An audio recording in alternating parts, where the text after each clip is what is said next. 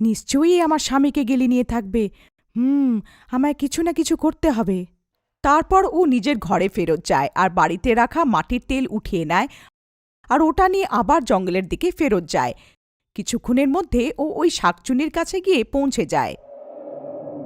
এই শাকচুন্নি, দেখ আমি তোর সামনেই দাঁড়িয়ে আছি, ক্ষমতা থাকলে আমাকে খেয়ে দেখা। আরে বাহ, আজকের দিন তো অনেক ভালো যাচ্ছে। আজ তো আমার খাবার নিজেই আমার কাছে চলে এসে যাচ্ছে। হ্যাঁ হ্যাঁ, আমি তোমার ইচ্ছে এক্ষুনি পূরণ করে দিচ্ছি।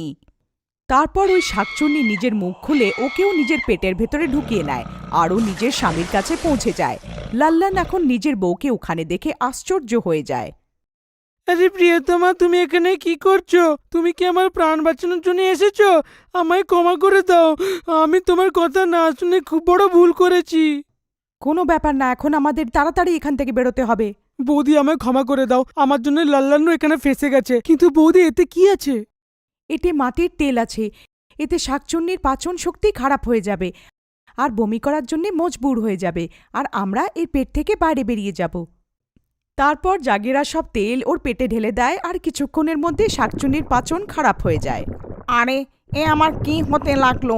এ হঠাৎ আমার বমি করার মন কেন হচ্ছে? তারপরে শাকচুন্নি বমি করতে লাগলো। আমার মনে হয় এই শাকচুন্নি